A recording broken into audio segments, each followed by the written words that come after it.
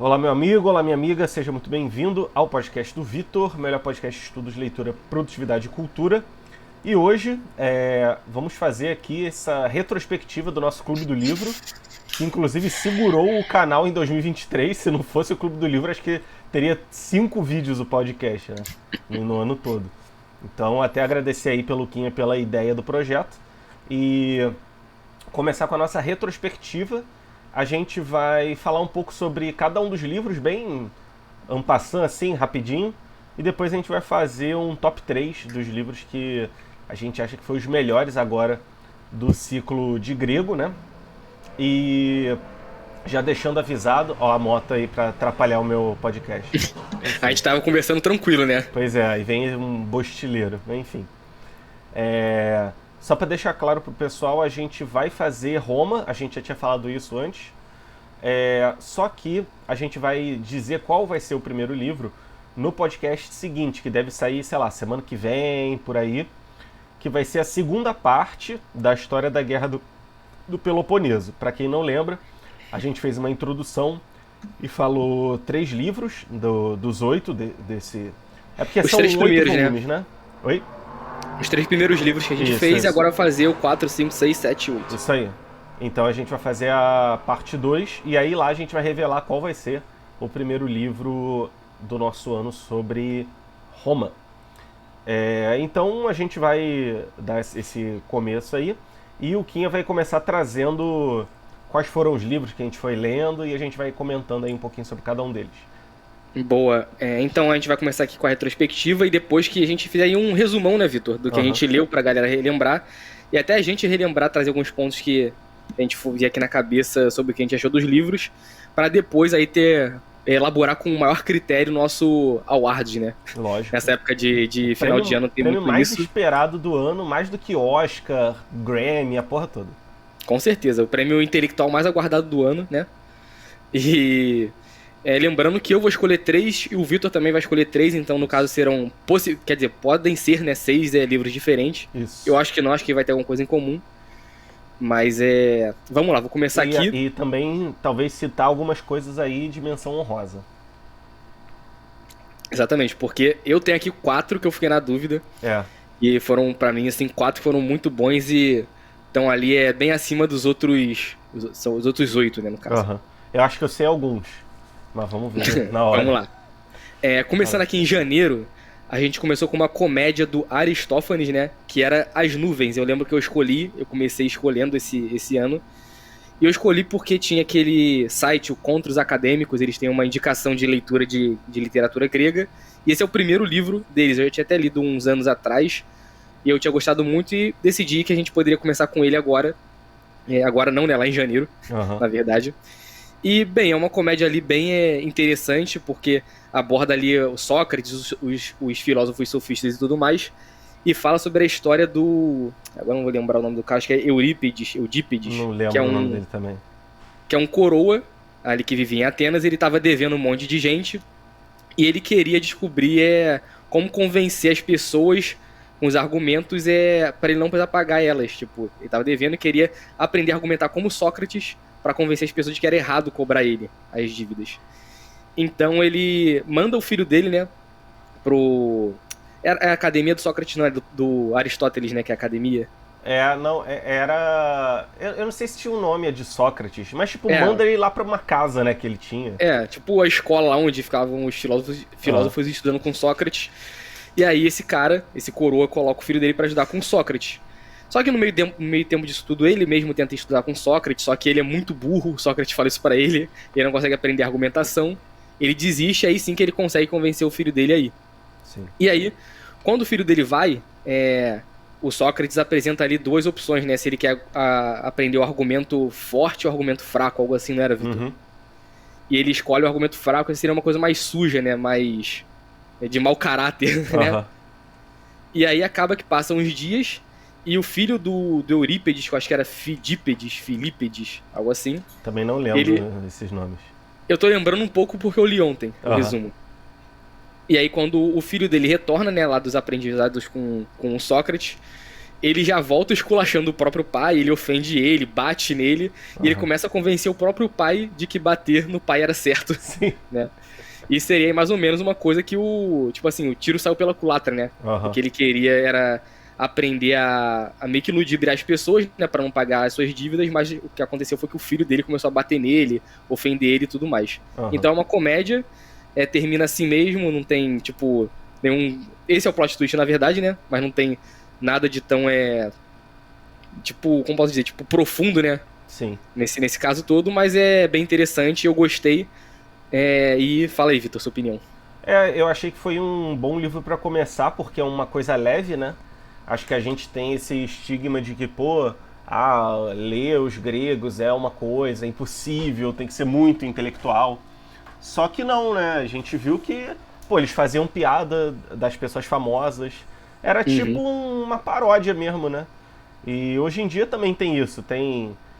Esse humor é aquele humor meio Zorra Total, assim, né? Meio toscão. E, cara, a gente tá acostumado com isso desde a infância, né? Então, acho que não tinha lugar melhor pra começar do que aqui, né? E, inclusive, essa coisa também, tipo, nem todo livro precisa ter uma grande lição de vida e tal. Tipo, esse, beleza, apresentou alguns personagens históricos, né? Apresentou Sócrates, só que de uma maneira meio... Tipo, cômica, né? Cômica, né? Meio pervertida ali, como se ele fosse um sofista. Mas, tipo, realmente, nem todo livro vai ter um grande... uma reviravolta e tal. E acho que é muito bom, inclusive, sei lá, uma pessoa que quer começar a ler, não sabe nada o que vai... por onde vai começar, cara, talvez esse seja um ótimo primeiro livro pra pessoa, né? Com certeza, a linguagem é fácil pra caraca, ele é pequenininho. Sim. Cara, a primeira vez que eu li, que acho que foi em 2020 ou 2021, eu nunca fui um leitor muito ávido, então pra quem tá vendo a gente aí se pensar que eu leio pra caraca e tudo mais, não. Eu leio com o Vitor os nossos livros e tudo mais, e às vezes é bem difícil, quem ouve sabe. Mas esse aí, pra ter uma ideia, eu li em uma manhã, tipo assim, de 10 até meio-dia. De uma só vez e, né? Tipo, de boa, não precisei voltar nem nada, tranquilão. Então realmente é um primeiro passo bem interessante pra começar a entender aí Grécia Antiga. Sim. Cara, inclusive, eu falo um dado aleatório, né? Mas como a retrospectiva é um episódio mais livre, eu tava fazendo as contas, cara, eu li 40 livros esse ano. Olha que loucura, coisa pra caraca. Boa. Acho que eu nunca tinha conseguido ler tanto. E, inclusive, tem uma coisa que é engraçado, que eu tô lendo com o João, o Neuromancer, que é um clássico aí da ficção científica e tal. E, cara, esse livro é um livro meio mal escrito. E tá eu e o João assim, cara, eu não sei o que aconteceu nessa parte, pô, tá muito estranho isso aqui. Tipo, tá meio zoado. Aí eu falei com ele, cara, o foda é que a gente não sabe se a gente que é burro ou ele que é burro, né? E isso acontece muito, né? Como a gente tava falando de primeiro livro, cara, talvez você vá ler alguma coisa que seja considerado um clássico e não seja bom. E, pô, tudo bem você não gostar, pode ser que realmente você não esteja preparado, mas pode ser também que seja ruim. Então, também a pessoa também não entrar nessa de querer ler livro e achar que vai ser tudo uma grande lição, uma grande coisa. Cara, às vezes vai ter um livro que vai ser chato mesmo, que todo mundo gosta e não é tão bom, né? Então... eu lembro, tipo, o Dorian Gray, que foi um dos meus livros preferidos. Inclusive, foi o primeiro livro que a gente fez aqui, né? Sim. Lá no ano passado. Sim. Mas, cara, tinha parte do Dorian Gray que era difícil pra caraca, né? Uns pensamentos, assim, que duravam umas 3 páginas e... Sim. Enfim. E isso aí é mais ou menos o que o Olavo fala, né? Que, tipo assim, o Aristóteles, por exemplo, ele tinha ideias complexas, profundas e densas e escrevia de uma maneira simples. E os filósofos e tudo mais de hoje em dia, eles têm ideias rasas e escrevem de maneira, né, tipo, completamente complexa. Isso aí, exato. Mas pode seguir aqui? Sim. Em fevereiro, você escolheu um livro aqui que foi muito bom, que foi o Apologia a Sócrates, lembra? Que a gente somou com o Criton, que eram 2 livros ali complementares, também 2 livros curtos. E esse livro aqui, ele é uma história real, né? Até onde a gente sabe, pelo menos, a gente acredita que seja real. Sim. É um fato histórico que foi sobre a condenação do Sócrates e a defesa dele perante o público ateniense. Então, nesse livro, ele tem, tipo, o discurso dele sobre por que a condenação dele era injusta e o que estava acontecendo ali. Ele fala basicamente que o pessoal que estava indo contra ele eram os supostos intelectuais que ele deixou meio, tipo, sem jeito, né, com as perguntas dele, tipo, desmascarou eles, né? Não sei se é a palavra certa. Só um detalhe, né? Às vezes eu tô virando aqui pra baixo, quem tá no YouTube, é porque eu tô anotando pra não esquecer as coisas que eu vou falar, então não estranhe aí, né? Não, cara, também uma coisa muito atual, né? Às vezes você coloca as pessoas que são uma autoridade ali, mostra a verdadeira face delas e elas se sentem incomodadas, né? E acabam condenando quem fez isso. E, cara, acho que é o livro que inaugura a filosofia, né, cara? Porque antes tinha até os pré-socráticos, mas, pô, esse é o livro que é a base, né, do julgamento de Sócrates e tal. Esse é de Platão, né? É, do Platão, ele que escreveu. Porque o Sócrates, ele não escreveu nada em vida. Aí foi lá depois teve o Criton, que foi ele na prisão, aí chegou um cara, pô, vou te soltar aqui, pô, já tá tudo amarrado, vamos lá, vamos embora. Aí falou, pô, cara, eu vivi em Atenas a minha vida toda, eu fui fiel às leis, eu eduquei meus filhos aqui, e, pô, não vai ser agora que eu vou deixar de seguir as leis de Atenas. Então, ele meio que se recusando, né? E, cara, eu achei isso muito legal. Porque eu tinha lido já o Apologia, não tinha lido o Criton, né? Mas acho que foi um complemento muito bom. Talvez os dois pudessem até ser o mesmo livro, né? Tipo, ter o mesmo título. Porque eu sei que muita gente lê a Apologia e não lê o Criton. O Criton já ele preso, né? E a Apologia ele nos discursos, né? Tentando se defender, certo? Sim. Isso aí. E, cara, esse ponto aí que você colocou, e o da morte, quando ele fala sobre a morte, que como é que é? Tipo assim, as pessoas têm medo. Caraca, eu li isso ontem, é muito bom, cara. Eu lembro de uma parte que ele fala que a morte tem duas hipóteses, né? Que ou é um sono profundo, ou então ele vai, tipo, pro Hades e vai poder conversar com, tipo, as grandes figuras, né? Que já existiram do passado, e ele acha que isso aí seria o máximo. Sim. Mas então por isso ele não teria medo de morrer.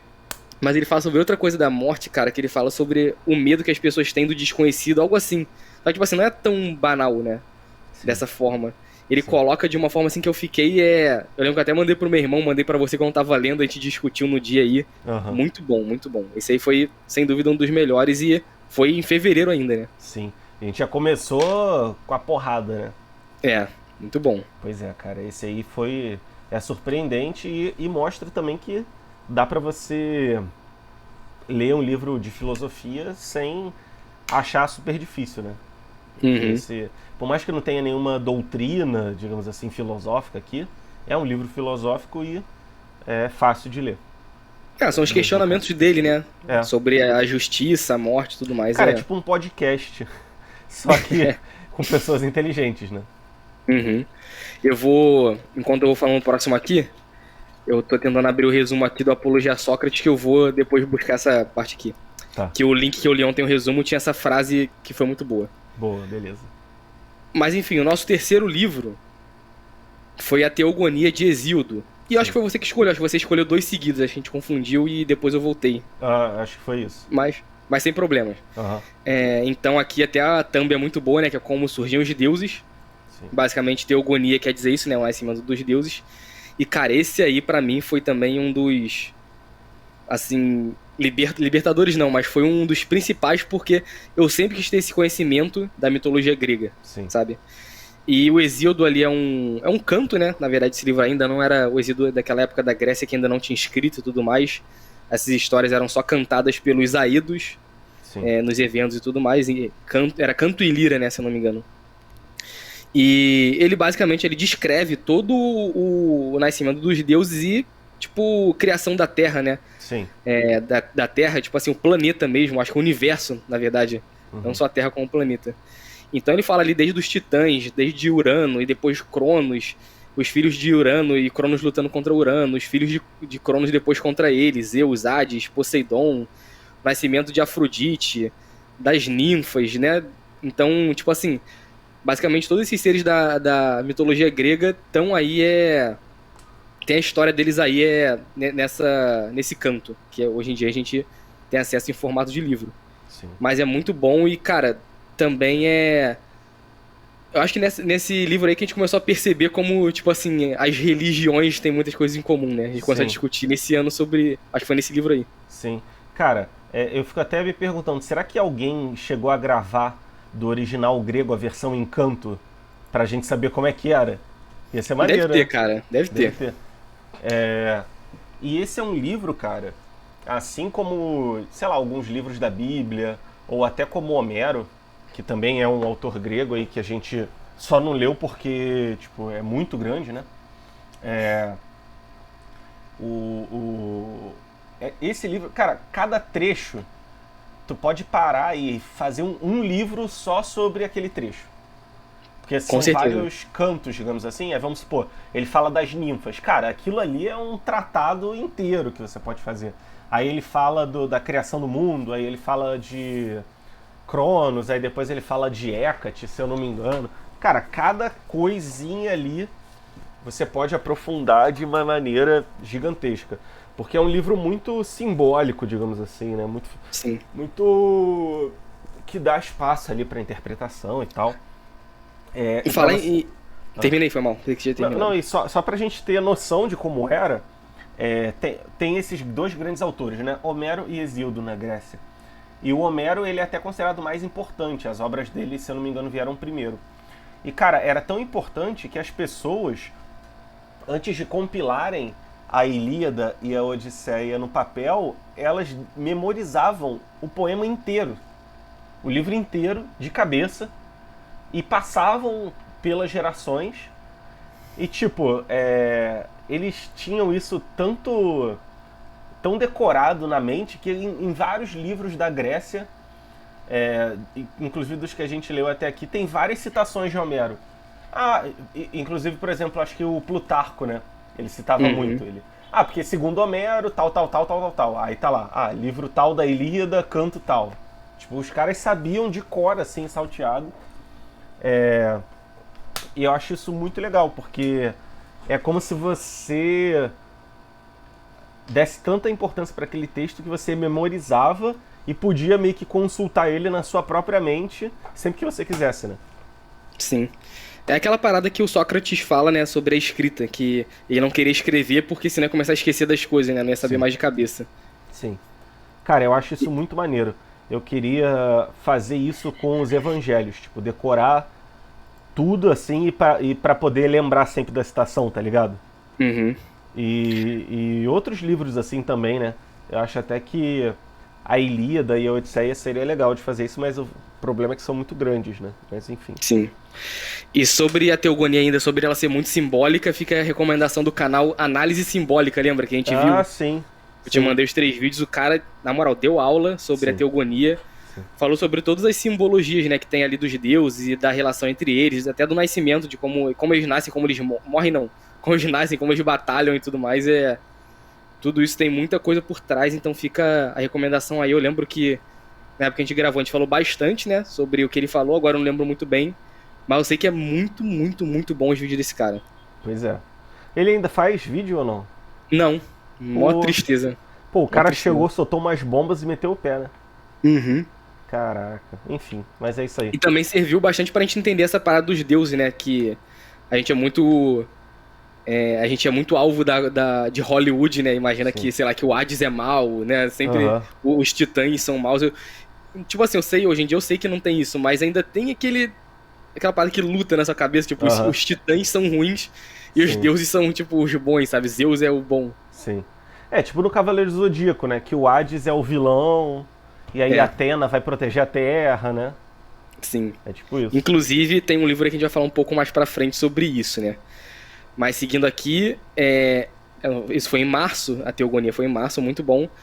E em abril a gente seguiu com o Hesíodo ainda, com o Trabalho e os Dias, que é basicamente ali um livro que também fala bastante ali sobre a cultura grega, né? Mas seria mais o dia a dia, seriam umas lições, né? Que o Hesíodo, acho que até o livro são umas dicas, não é? É um manual que ele deixa pro irmão dele, né? Sim. Algo assim. Então, que... fala sobre agricultura, né? Fala um monte de coisa diferente, né? Isso aí. Tipo, é como se o a teogonia fosse o transcendental e o trabalho dias fosse o imanente, o material, né? Tipo, as coisas divinas e as coisas dos homens.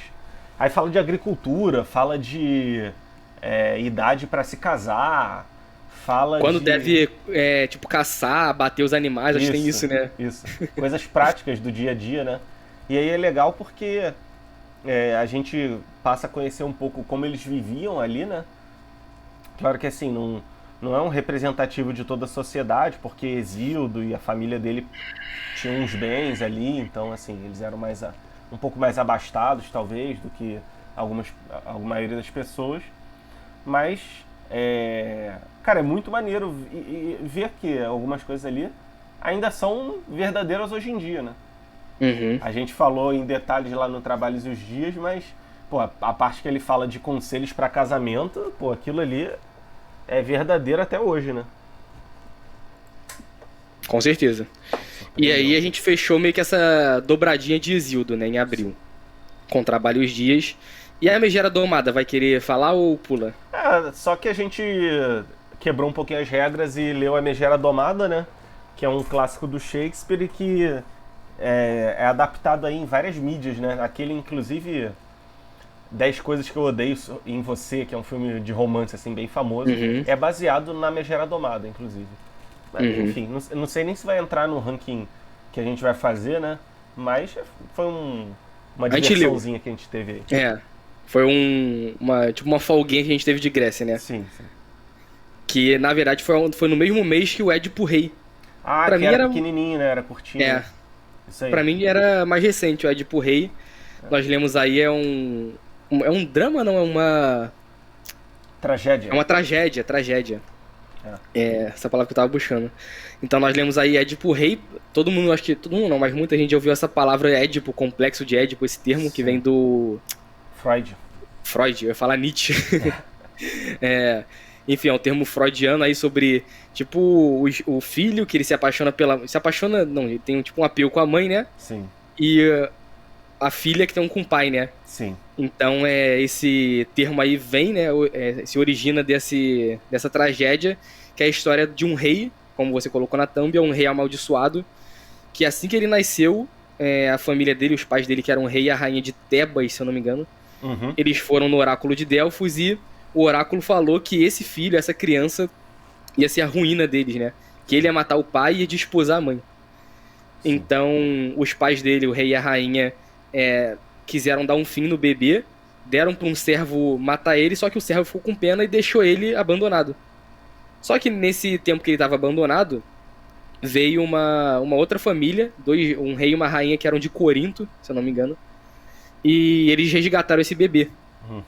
E aí, já adulto, o Édipo, ele, príncipe lá de Corinto, ele também foi no oráculo de Delfos e o oráculo falou que ele mataria o próprio pai e desposaria a própria mãe. Só que ele imaginava que ele era filho desses dois reis, né, de Corinto. Sim. Por isso que ele fugiu pra Tebas. E nessa fuga dele de Tebas, ele encontra com o pai biológico dele, que ele não conhecia. E nesse encontro, que é numa estrada, ele acaba assassinando o pai dele. E é por um motivo muito escroto, né? Lembra? Eu não lembro muito. Eu sei que é escroto, mas não lembro o que é. Era tipo, eles estavam tipo num carro lá com os cavalos, aí meio que quase atropela ele fica bolado, aí eles brigam e ele mata todo mundo. Muito nada. Era o rei e uns servos, né? Isso.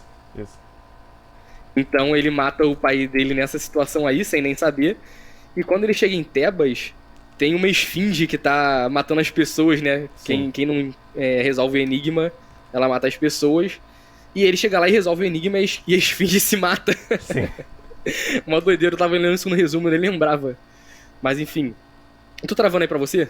Agora voltou. Tinha travado a câmera tipo uns 3 segundinhos, mas voltou.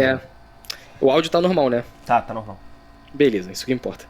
Então, quando ele chega em Tebas, ele resolve os enigmas dessa esfinge. A esfinge se mata, ele se torna um herói. E toda a população ali de Tebas dá pra ele, né, o trono e a rainha pra ele desposar, que é a mãe dele. Sim. E aí depois eles descobrem isso, eu não lembro nem como que eles descobrem. Eu fico me perguntando, inclusive... Tipo, ela deve ter tido o Édipo muito cedo, né? Vamos supor, uns 14, 16 anos. Porque vamos supor, se tivesse velha e ele já tivesse uns 20 anos, ele ia falar, pô, eu não quero essa baranga não, man. Sai daqui, tá ligado?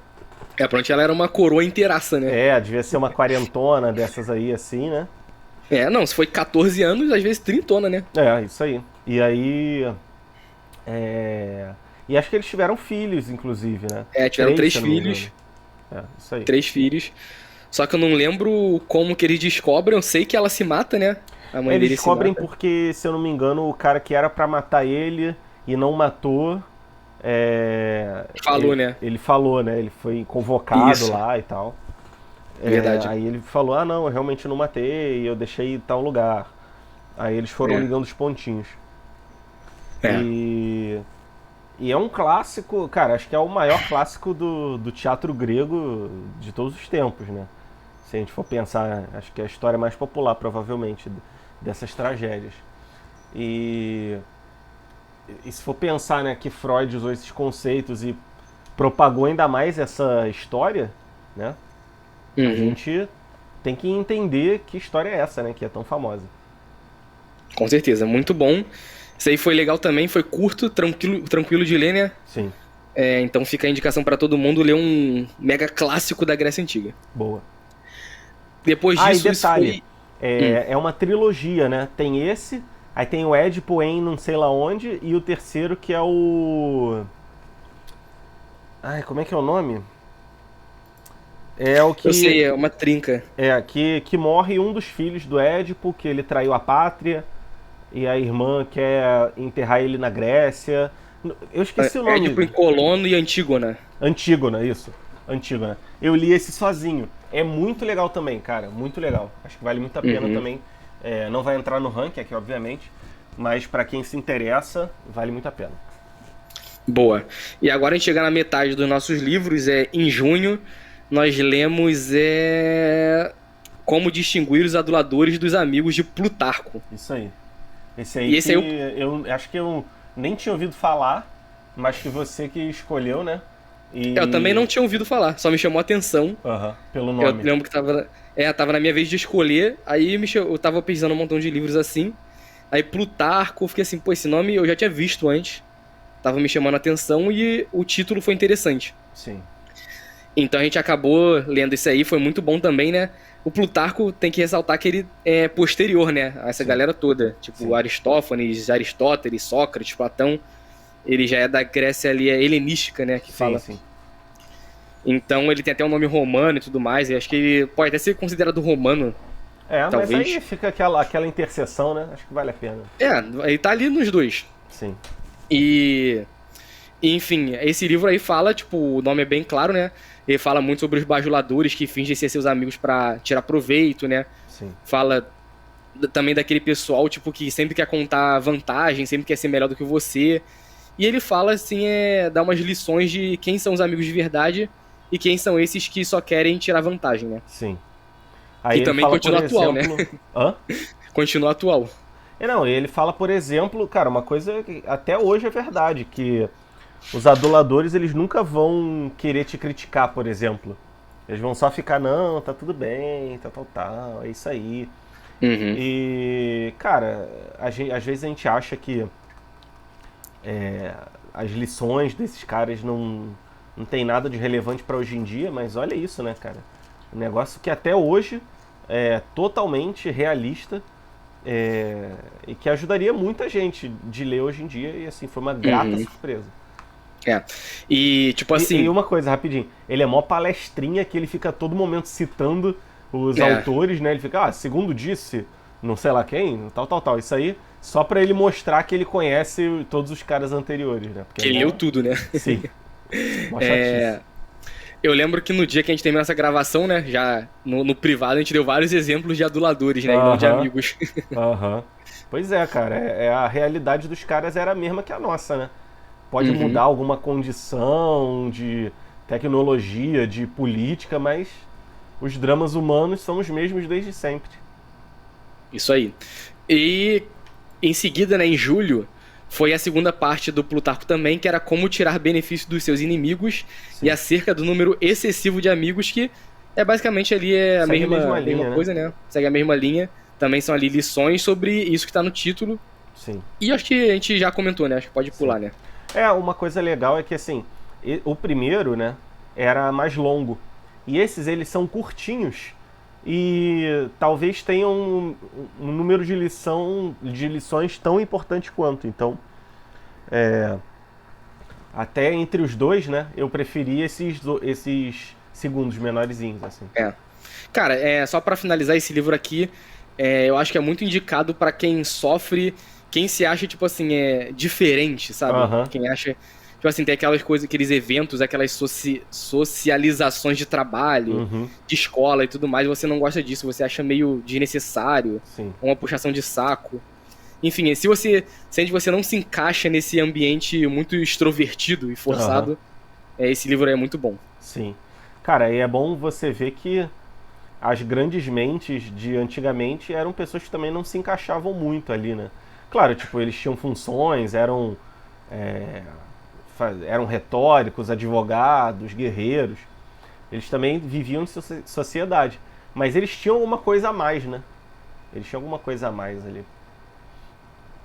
Mas, É, enfim, vamos lá. Vamos lá. Em agosto foi o Prometeu Acorrentado, foi você que escolheu. Sim, E esse outro aí é o clássico. Mito de Prometeu, também é classicão, né? Sim. Também é muito Eu famoso, né? nem Acho sei que. se esse é mais famoso que o do Édipo Rei, né? Isso que eu ia falar, eu acho que esse é mais famoso. Acho que é. Mito de Prometeu. E conta a história do Prometeu, que é um titã que ele ajudou Zeus na batalha contra Cronos, se eu não me engano. E graças a isso, acho que Zeus deu a ele imortalidade. Eles ficaram parceiros, né? Sim. Só que aí, outros eventos, né? Durante a criação ainda da vida na Terra, o Prometeu viu que os humanos, se eu não me engano, foi ele que criou os humanos, ou teve participação, não tenho certeza, posso Na estar errado. verdade, o Prometeu, ele viu que os humanos eram, digamos Mais assim, fraco. irracionais, né? E Uhum. aí E ele não tinha deu. um poder, né? Tipo, até fala, os animais, as aves voam, né? Tipo, os peixes Sim, nadam e os humanos não fazem nada, né? Tipo, sim. de especial. E aí ele deu, tipo, o fogo pra eles. E aí, cara, é uma coisa engraçada, porque sempre quando eu lia a que deu o fogo, eu achei que ensinou a fazer fogo. Mas parece que, do jeito que fala, parece que tipo, ele infundiu alguma coisa na alma deles ali, sabe? Eu acho que é inteligência, Sim, sim. Sim, uma né? coisa assim. Porque E. até fala que o mundo só tinham bestas, né? Algo assim. Sim. E eu não lembro se diferencia os humanos dessas bestas, mas na minha lembrança não. Então imagino que tivesse ali, os humanos fossem um pouco acima, mas não é como se tornou depois do fogo, né? Do tal fogo Sim. roubado. Sim. Pois é. E aí, com isso, Zeus ficou irritado, né? Que ele não queria isso. E ele queria. E na verdade, antes ele queria, parece até, acabar com a raça humana e fazer uma no lugar, né? Só que aí, com Uhum. o Prometeu dando a razão para os humanos, ele não poderia mais fazer isso. E ele prendeu o Prometeu numa Montanha, né? corrente, né? No, Tipo num penhasco, se eu não num me engano. penhasco ali, com uma corrente. E depois ele até deu chances, né, pro Prometeu, digamos assim, voltar a ser querido Se arrepender, né? se arrepender, porque o Prometeu tinha uma profecia de que Zeus também ia ser derrotado. Uhum. E Zeus queria saber qual era essa profecia, só que ele se recusou a dizer e disse que ele ia ficar acorrentado mesmo e dane-se. E aí ele recebeu uma outra punição, que todo dia um pássaro ia chegar e comer um pedaço do fígado dele, né? E Uhum. como o fígado se regenera, ele ia ter o fígado comido todo dia para sempre. Então, é um grande clássico aí da... Porque, assim, uma coisa interessante, né? Esse mito já existia e o autor, agora eu esqueci qual o nome do autor, né? Ele só fez a peça, digamos assim, né? Ele contou uma história mais detalhadamente. É tipo, vamos supor, Aí. existe a história de Jesus. E tem lá nos evangelhos. Aí eu vou fazer um livro sobre a história de Jesus. Seria tipo isso. O mito já existia, ele só detalhou. Foi Ésquilo que escreveu. Ésquilo, né? Isso aí. Isso. Eu sei que é Ésquilo, Sófocles e Eurípides. Só que eu nunca sei qual escreveu qual coisa, então... O Eurípides foi as Bacantes, que eu acho que vai ser o próximo. Ah, sim. Enfim, ainda sobre o Prometeu Acorrentado, ele é um bom complemento, né, entre aspas, pra Teogonia. Tipo assim, seria bom alguém ler a Teogonia e partir pra esse, porque também tem essa relação entre os deuses, né? Aparece ali Hermes, aparece o oceano, né? Aparecem outros deuses. Sim. Ah, e aparece uma... Eu não lembro se era uma ninfa, ou uma semideusa, ou uma humana que ia ser perseguida, tipo, por uma abelha, por um bicho, né? Aonde quer que ela fosse. E acho que ela não quis ficar com Zeus, né? Zeus tentou seduzir ela recusou. Ela rejeitou e aí Zeus deu esse castigo, né? Uhum. E aí o Prometeu até fala pra onde ela tem que ir pra ela se livrar dessa maldição. E aí ele até profetiza que o descendente distante é quem vai... Agora, eu acho que é isso, que o descendente distante é quem vai tirar o poder de Zeus, né? Uma coisa assim. Eu acho que é isso. É porque tem aquele ciclo, né? Que a gente até viu na Teogonia de que tinha Urano, que era como se fosse o rei, né? O superior. Uhum. E o filho de Urano que destronou ele, que era Cronos. Uhum. Aí Cronos teve Zeus e os irmãos dele. Zeus foi quem destronou Cronos. E com Zeus aconteceria a mesma coisa, né? Uhum.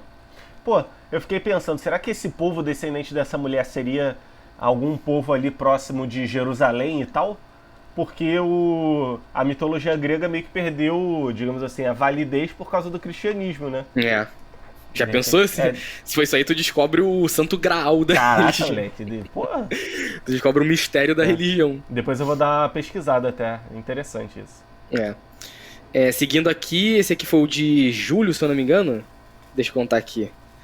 1, 2, 3, 4, 5, 6, 7, 8 é o de setembro agora, que são as Bacantes, né? Sim. Que de Eurípides, como a gente falou ainda agora, que fala sobre ali, basicamente, também do deus Dionísio, né? O deus das festas, dos vinhos e tudo mais. Sim. E basicamente as Bacantes seria uma tragédia? Acho que é uma tragédia, né? Acho que é uma tragédia, apesar de ter umas paradas assim meio engraçadas, né? Acho que é uma tragédia. Umas brincadeiras, acho que é uma tragédia por acabar mal, né? Sim. E nisso a gente vê uma coisa muito legal, que a gente até debateu no episódio, que Dionísio é como se fosse um deus mais novo, assim, né? Apesar de ser um olimpiano, era um deus ali que não era tão respeitado, digamos assim, né? É exatamente isso o livro, né? Sim, exatamente. E aí a gente até estava conversando no privado sobre Apolo, né? Por que Apolo ele é tão vangloriado na história da Guerra do Peloponeso? E a gente descobriu que no dia a dia, assim, ele era o mais cultuado, né? Mais até do que Zeus. Uhum. E aí, inclusive, ele era chamado como o mais grego dos deuses. Que ele tinha vários templos e vários nomes, né? Como é que é o nome disso quando o deus tem vários títulos? Tô tentando lembrar aqui. Vai falando aí que eu busco na nossa conversa. Uhum. E é interessante porque a gente acha que é uma coisa muito hierárquica, né? Primeiro é Zeus, aí Ares e Poseidon, que são irmãos, e aí são os três igualzinhos. E aí cada deus tem a sua coisa específica, mas não. É uma coisa muito mais solta. Inclusive, por exemplo, o deus da cura. Eu perguntei pro chat GPT, né? Que agora tá sendo meu companheiro de estudos. São os epítetos. Epítetos, né? Vários epítetos, né? Que Apolo tinha. E tipo, o deus da cura. Cara, tinha uns 6, 7 deuses que estavam associados com a cura. Então você, entre aspas, podia pedir pra esses 6, 7 deuses, assim. Então era uma coisa muito mais solta, não era uma coisa estática, né? Isso aí é bem, bem legal descobrir. Bem interessante. Sim. Inclusive, eu fiquei pesquisando pra caramba sobre isso com o nosso amigo ChatGPT. E ele realmente falou isso, né? Que o Apolo era o mais cultuado por ele estar ali nas artes, né? Na música, na previsão do futuro. Muitas coisas, tipo assim, muitas coisas. O Apolo era o deus ali responsável, né? Sim. Vamos colocar assim. E ele era, tipo assim, também o deus mais cultuado em várias cidades da Grécia. Sim. Cara, eu tô procurando aqui uma frase. Vai falando aí que tem tudo a ver com esse episódio. Mas vai lá, continue. Então, e tipo assim, eu pesquisei até sobre Zeus e tudo mais. Ele também é responsável por muitas coisas, né? Todos os deuses, na verdade. E eu fiquei curioso com Hades. Aí eu comecei a pesquisar sobre Hades e falou, tipo assim, que não tinha não tinha templo pra ele, sabe? Santuário, quase não tinha um ritual, os rituais eram mais os fúnebres mesmo. Aí eu perguntei, tipo assim, como que os gregos, né, como que a sociedade grega via o Hades, o deus Hades, né?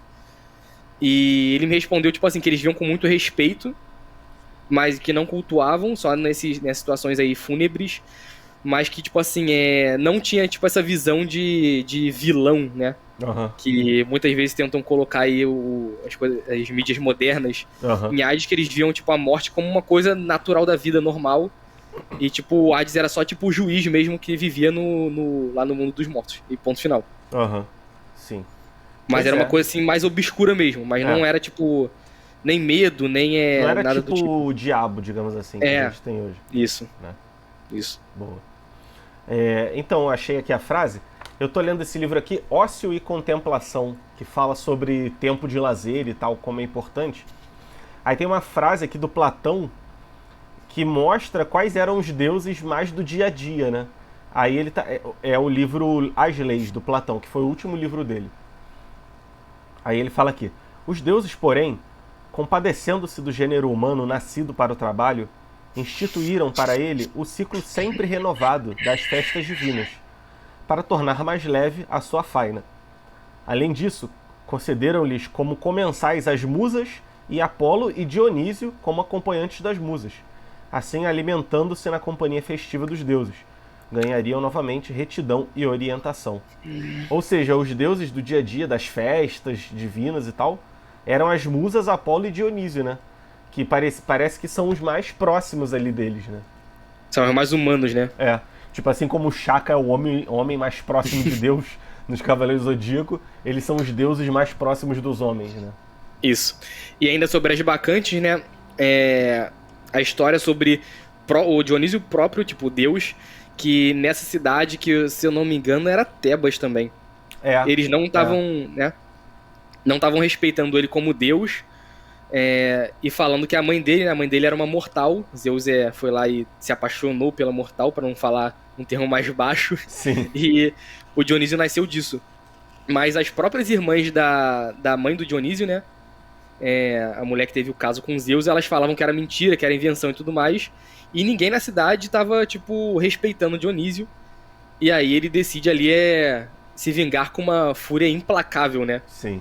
E aí lá atrás na Teogonia a gente tava falando sobre os deuses, eu falei que ia ter uma coisa interessante sobre a questão dos deuses serem bons, maus ou coisa do tipo. Essa é um bom exemplo, né? Porque Dionísio todo mundo conhece como deus do vinho e tudo mais, só que ele causou caos na cidade inteira, né? Ele colocou todas as mulheres da cidade pra ficarem meio malucas, né? Sim. Então... sim, e uma coisa, né? O culto a Dionísio era um negócio bem popular e, tipo, parece ali com as camadas assim mais populares, né? Só que o rei do local, né? Que era o... Como é que era o nome dele? Perseu, não? Teseu? Era... Tiseu? Não lembro. Tá me vindo na cabeça Cadmo, mas eu não sei se Cadmo é isso que você tá falando. Eu lembro que tinha esse nome. Que era o rei, né? O sucessor, né? Uhum. Ele tava proibindo a festa, né? E aí o cara deu uma trollada, fez a mãe matar o próprio filho, né? Num estado ali de êxtase. E tipo assim, foi matar desmembrando, né? Foi um negócio horrível, né? Então Inclusive, o Dionísio se vingou ali da cidade de forma pesada. Inclusive a gente tava conversando no privado, né? Isso aí, né, pessoal? Pô, eu sei que a maioria é cristã aqui, eu sou católico também, não quero gerar aí controvérsias, né? Mas eu acho que quando a figura de Jesus se popularizou, houve uma certa conexão, primeiro, entre Jesus e Apolo e também Jesus e Dionísio, né? E, tipo, justamente os dois deuses mais próximos dos humanos, né? Inclusive, Nietzsche, ele faz uma teoria, né, do homem apolíneo, que é o descendente de Apolo, e o homem dionisíaco, que é o descendente de Dionísio. E ele diz que o homem tem que chegar num ideal entre esses dois. Então... porque me parece que o Apolo é um cara, assim, altivo, né? Uma parada nobre, moral, altruísta. E o Dionísio é o contrário, né? O Dionísio... É isso mesmo que o Nietzsche fala. O Dionísio é um homem que vive pra si, pelos deleites, né? E tal. E é isso aí. E aí ele fala até que o cara que é apolíneo só, ele não vive do jeito certo, porque ele também tem que ter um certo deleite nas coisas e tal. Então Entendi. é bem... Uma coisa interessante, né? Os filósofos sempre trazendo referências à Grécia. Inclusive, depois do episódio eu tenho que te falar uma parada sobre isso aí. Beleza. Então me lembra aí, por favor. Tá. Seguindo aqui, nós chegamos no nosso antepenúltimo vídeo, né? O último ainda sai semana que vem, que é o final Sim. da Guerra do Peloponeso. Sim. Mas a nossa penúltima história, que é a Poética de Aristóteles. E esse também foi muito bom, né, cara? Foi.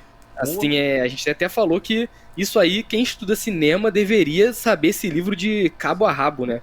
Cara, tu Que conhece também o são canal... lições. Aham. Fala. Vai seguir. Não, são lições aí pra fazer um roteiro, né? Tudo Sim. isso.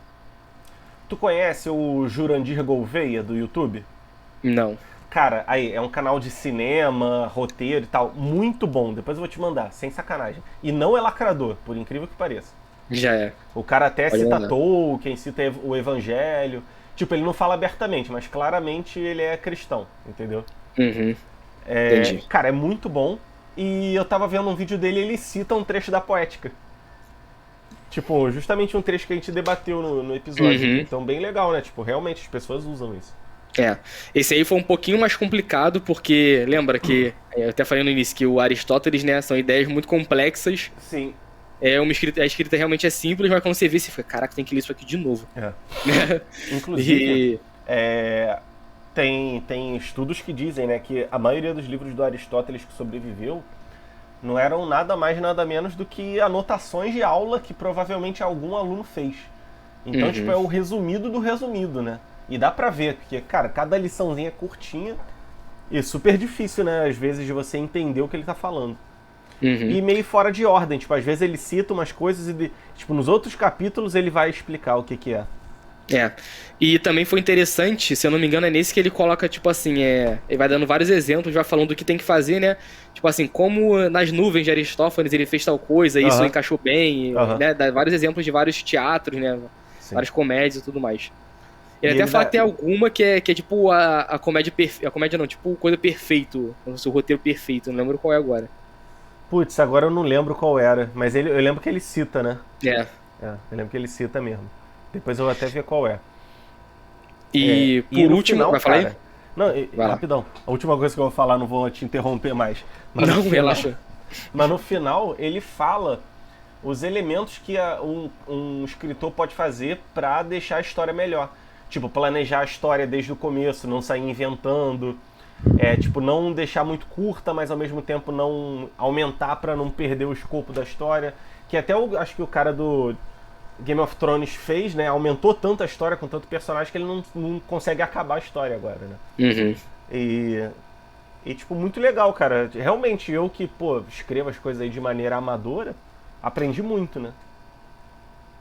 Muito bom, esse aí foi bem interessante mesmo e eu penso até em ler de novo no futuro. Acho que esse aí, na verdade, tem que ficar lendo, né? Tem que manter a leitura, né? Acho que é Recorrente. um livro pra, tipo, vamos supor, especialmente se tu trabalha com marketing ou roteiro e tal, tipo, sei lá, ler uma vez por ano, digamos assim. Uhum. E ter ali pra consultar sempre, né? E por último, nós temos aqui a primeira parte, né? A história da Guerra do Peloponeso. A gente já pode considerar a segunda também. O Vitor já Sim. terminou, eu tô no final. Então já dá pra considerar aí como parte de todo os 12 meses de Grécia Antiga. Sim. E a história da Guerra do Peloponeso, como vocês sabem, né? Quem tá acompanhando o canal viu recentemente. É a história contada por Tucídides sobre uma das maiores guerras de todos os tempos, se não é a maior, né? Sim. Que foi travada entre a Liga de Delos e a Liga do Peloponeso, que era comandada por Esparta e Atenas.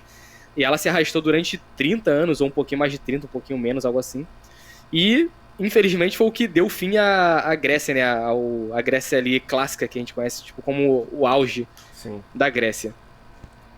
Então a gente tá lendo ainda, tipo, tem muita coisa assim acontecendo, você vê os discursos, a gente já falou, né, Vitor? Sim. Como os discursos são maneiros, como parecia que as pessoas ali, as autoridades eram mais nobres, pensavam mais... um pensamento mais de comunidade, né? Sim. Respeitavam o inimigo, tinha uma moralidade muito maior. Sim. Descreve as batalhas, você aprende um pouco de tática de guerra. Eu até falei pro meu irmão, ele que joga esse Total War, sabe? Ah, conheço de nome. É até interessante pra quem joga Total War ler um pouquinho, acho que pode pegar umas dicas boas.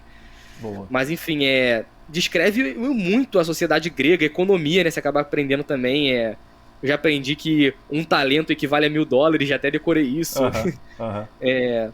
Enfim, você aprende muita coisa mesmo, muito, muito, muito, muito, porque é um livro de 700 páginas e ele vai descrevendo ali realmente como é que estava a vida na Grécia, o que cada cidade fazia, o que cada personagem fazia. Então é muito bom a história da Guerra do Peloponeso. Sim, cara, e assim, o livro, ele às vezes é um pouco chato quando ele fica, os povos de não sei lá onde foram com 50 naus para não sei lá onde, e os outros caras ali foram para não sei lá onde. Às vezes confunde muita informação, mas tem momentos ali brilhantes, né, os discursos, e também quando eles param e, por exemplo, tem nessa outra parte, quando ele conta a guerra na Sicília, né, aí o livro fica meio linear, então fica muito mais gostoso de ler. E também você vê que tem alguns personagens-chave ali na situação. Tem o Péricles, né, que é o primeiro logo. Tem o Brásidas, ou Brasidas, não sei como é que fala. Tem o Nícias. Tem o Alcibíades, que é o maior filho da puta do livro. Esse aí... Pô. Caraca. Inclusive tem um diálogo de Platão chamado Alcibíades. Eu não sei se é com esse mesmo ou um outro Alcibíades que existiu, né? Pô, deve ser, porque esse Alcibíades fala aí no livro que ele era tipo um cara da alta sociedade, né? Tipo da aristocracia. E eu acredito que eles tenham vivido na mesma época. Depois eu vou pesquisar isso aí. E, cara, muito maneiro. Realmente é um livro que, cara, em situações normais eu provavelmente nunca leria, entendeu? Mas aí, graças à sua sugestão e ao Clube do Livro, eu realmente pude ler. Foi uma experiência bem diferente. Foi difícil, né? Porque é um baita livro muito grande e às vezes ficou arrastado. Mas eu botei na cabeça, eu vou ler 30 parágrafos todo dia. Eu consegui quase todo dia. Aí chegou numa hora ali que eu falei, cara, eu tô exausto, vou passar pra 20. Aí eu dei uma acalmada e consegui terminar de ler. Cara, tem dia, tipo assim, que eu não consigo ler nem 5, mas tem dia, assim, que eu vou embora, sabe? Muito, depende do dia, da noite, como é que tá. Se a parada em placa, eu vou embora. Exatamente. Mas E aí, vamos lá eleger agora os 3 de cada um? Vamos. Quer começar? Pode começar aí, você. Tá, eu vou começar então, cara. O meu terceiro... Quer fazer alguma menção honrosa aí? Não, eu tava achando melhor a gente fazer a menção honrosa antes do último. Beleza. Tá? Porque, tipo assim, não é o terceiro, tipo, em ordem de qual melhor. Só vou colocar, assim, os 3. Eu vou colocar por ordem cronológica. Vou colocar aqui Apologia a Sócrates. Que esse aí, como a gente falou, foi muito bom, tipo, curtinho. Várias ideias ali, tipo, que foram muito bem, que a gente aproveitou muito bem, né, em pouco espaço. Tanto no Criton quanto na própria Apologia, que é o discurso do Sócrates. Então, para não ficar repetitivo, a gente falou mais cedo, pra mim esse aí começa aí no primeiro, um dos primeiros aí dos meus 3 preferidos. Boa. Esse também é o meu terceiro lugar, tá aqui. Eu também botei como terceiro. Cara, ele mostra como é uma pessoa que viveu a vida de maneira reta, né? Tipo, de acordo com seus princípios. Hoje em dia isso é cada vez mais difícil. E sei lá, parece que a cada época um punhado de pessoas viviam dessa forma, de maneira genuína mesmo, sem se deixar levar pelas pressões aí todas que existem. E, pô, você vê isso há 2.500 anos atrás, 2.400, né? E que hoje em dia ainda você pode tentar buscar isso. É muito maneiro, cara. Muito maneiro. Tipo assim, eu vou dar um complemento do que você falou agora no meu primeiro lugar. Tá? Eu vou tentar me lembrar. O meu segundo livro escolhido, cara, vai ser A Teogonia, de Hesíodo. Sabia que ia estar por aí. Quem viu os episódios sabe que eu fiquei completamente apaixonado, cara, lendo A Teogonia. Tanto é que eu li, tipo, muito rápido. E com certeza eu quero ler mais vezes, quero, tipo assim, não decorar tudo, né, mas quero ter em mente ali, pelo menos, o principal tronco ali dos deuses, sabe? Nascimento e tudo que rola ali na Teogonia. E até mesmo ler livros ali que, tipo, vieram da Teogonia, sabe? Que estão ali indiretamente ligados, tipo, que a gente falou das Bacantes. E qual foi o outro que a gente falou que eu falei que seria um bom segmento? Ah, não lembro. Agora eu não lembro qual é. É. Era do Prometeu. Ah, Prometeu Acorrentado. Do Prometeu, é. Tipo assim, todos esses conteúdos que estão relacionados à mitologia mesmo, sabe? Me é muito interessante porque eu sempre quis entender como que a sociedade grega vivia isso, né? Essa religião, entre muitas aspas. Sim. Então a teogonia aí é a base para isso tudo. E eu achei muito bom tá aí no meu segundo lugar. Uma menção rapidinha. Depois de eu ter lido as Bacantes, eu li sozinho As Troianas, que mostra o que aconteceu com as mulheres de Troia depois da Guerra de Troia. E é muito curtinho, então até aí pra quem, sei lá, nunca ouviu falar, acho que vale a pena. Se a pessoa tiver lido a Ilíada e quiser um complemento, é bem legalzinho assim também. Cara, realmente, é aquele livro pra você ter de cabeceira. Eu acho que assim, cara, tem, sei lá, uns 3, 5 livros que vale a pena tu, sei lá, memorizar tudo, sabe? Tipo, pra cada pessoa esses livros vão ser diferentes, né? Mas, por exemplo, algum livro da Bíblia, tipo o Evangelho, que a gente vai ler em algum momento aí de Roma. Algum livro, a Ilíada, sabe? Uns livros assim, chave pra pessoa lembrar sempre, né, de cabeça. O segundo, pra mim, cara, vai ser uma surpresa. Que é o do Plutarco, que é a segunda parte, que é o tirar o proveito dos inimigos e sobre o número excessivo de amigos. Porque, cara, são dúvidas humanas, né, cara? Também igual apologia. A pessoa pode até pensar, pô, eu não tenho muitos amigos e será que eu sou errado por isso? E aí ele fala, não, por isso, por esse tal motivo. E às vezes a gente até pensa, pô, cara, o fulaninho ali não gosta de mim, tá me prejudicando. E ele mostra como que isso na verdade é uma coisa boa. Eu achei um livro bem, tipo, uma filosofia muito prática, né? E eu nem sabia que existia esse tipo de livro dessa época, porque eu achei que era mais uma filosofia tipo, a teoria das ideias, sei lá, mitologia. Eu não sabia que tinha uma coisa já dessa, né? Já é meio que Roma ali, mas mesmo assim, cara, é um livro que talvez eu demorasse muito pra ler se não fosse o Clube do Livro. Então, acho que foi um grande destaque aí pra mim nesse ano. Que na verdade eu não sei se são considerados livros, né? Talvez sejam textos curtos, né? Uhum. Hoje em dia talvez fosse considerado um texto curto, né?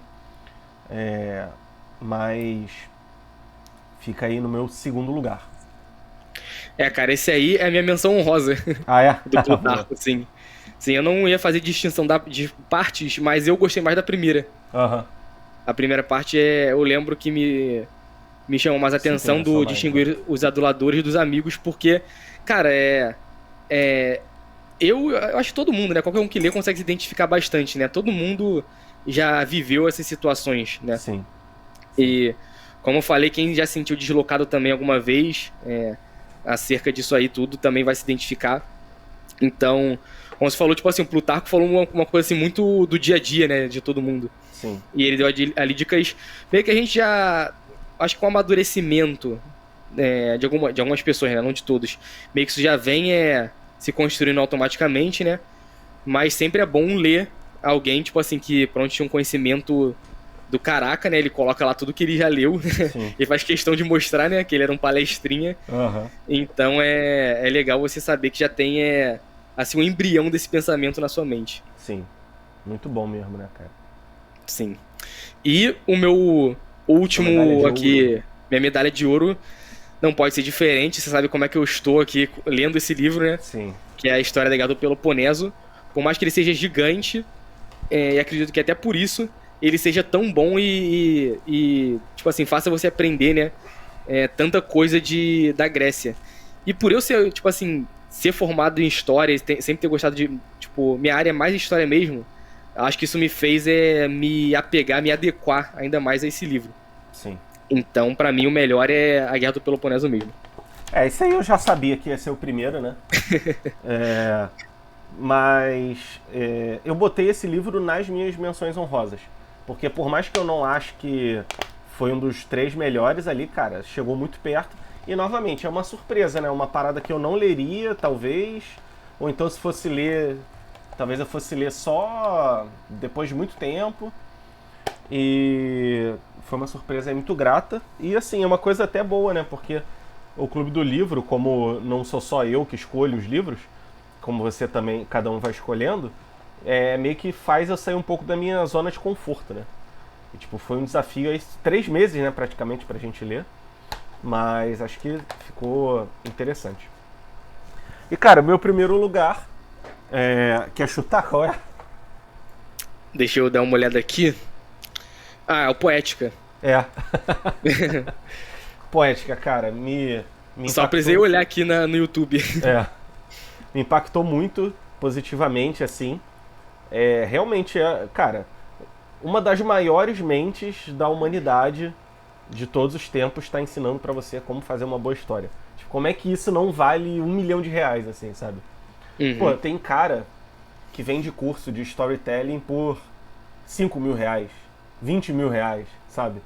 E tu compra, tu baixa esse livrinho em 1 minuto, você lê em um fim de semana e você tem um conhecimento gigantesco maior do que esses tantos R$1.000 aí que você paga. Então, que se duvidar ele tirou, né, daí, o cara. Sim, muito provavelmente ele tirou daí. Tirou do outro livro clássico, que é o A Jornada do Escritor também, que é muito bom, até recomendo pra quem se interessa. Pelo Herói de Mil Faces também, que fala sobre isso. E, pô, não tem como, cara. É um livro pra reler por muito tempo. Eu tenho o plano, né, de ler tudo do Platão e tudo do Aristóteles. Só que primeiro eu ia ler tudo do Platão e depois ir pro Aristóteles. Eu meio que queimei um pouco essa ordem agora com o Aristóteles, mas, pô, valeu muito a pena. Eu fico aí até feliz porque a gente conseguiu ler esse. Então, realmente, é difícil ter um livro assim mais relevante pra mim.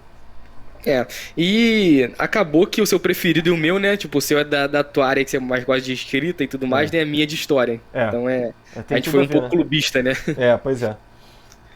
E a teogonia também eu acho que é meio de. Tipo assim, dá pra colocar um pouquinho de história na teogonia. Também. Tem essa parte da mitologia que tá relacionada, né, com a história. Acho que faz sentido. Tem agora aí mais um ano pela frente, né? O nosso ano de Roma. Não sei se os livros serão tão bons quanto esses, né? Mas a gente torce pra acho que vai ser sim. Eu tava vendo os clássicos aí de estoicismo e tal, e parece promissor, mas vamos ver, né? Tem alguns aí, uns livros da Bíblia aí que são muito bons, que eu já li, mas vou poder reler. Até semana que vem tu escolhe qual vai ser o primeiro, né? Eu já tenho assim na cabeça, né? Mas eu não quero estragar a surpresa aí, porque... Enfim, amanhã você vai saber. Boa. Amanhã? Amanhã. Tá. Aí, depois a gente fala disso aí. Show. Então aí, cara, pra quem acompanhou o podcast nesse outro ano aí, né? O podcast, ele tem mudado bastante, tem ficado só a literatura mesmo. Eu até tá falando com o Quinha, cara, a gente pode muito bem transcrever isso tudo e transformar num livro que possa ajudar as pessoas a começar a ler. Tipo, acho que é um projeto muito interessante pra gente fazer mais à frente. Então, quem sabe, né, galera? Nossos nomes aí entrem pra história como grandes divulgadores aí dos grandes livros, né? Dos clássicos. Isso aí. Vai ser o meu pseudônimo, né? Eu vou falar sobre isso até em 2024, que é o Victor Kron, né? Meu pseudônimo. E Lucas Baima, ou seu pseudônimo que você inventar também. Se você tiver. Show. Seu, né? Então fechamos aí. Tem algum recado aí pra dar ou podemos fechar? Ficar o recado aí pro pessoal continuar ligado, que semana que vem, na primeira semana de janeiro, já vai ter aí a Guerra do Peloponeso final. Isso. E ainda em janeiro, né, o primeiro de Roma. Vai ser mais um ano aí, com certeza, de muitas leituras incríveis e tipo, que a gente vai absorver muita coisa. E eu já tô ansioso pra 2025 pro que a gente vai fazer. Aqui provavelmente vai ser o Oriente Médio, né? Mas vamos ver, vamos com calma. Oi? Vamos com calma, vamos ver. A não ser que a gente mude alguma coisa no trajeto, mas depois a gente pensa com calma, né, também. Tem 12 meses aí pra definir. Sim, isso aí. Então, pessoal, obrigado aí por mais um ano aí de acompanhar. Esse vídeo, ele vai sair no dia 29, amanhã. está sendo gravado no dia 28. E espero que você possa acompanhar 2024 também, esse trabalho bem interessante que a gente está fazendo aqui. Então valeu, pessoal, até a próxima. Valeu!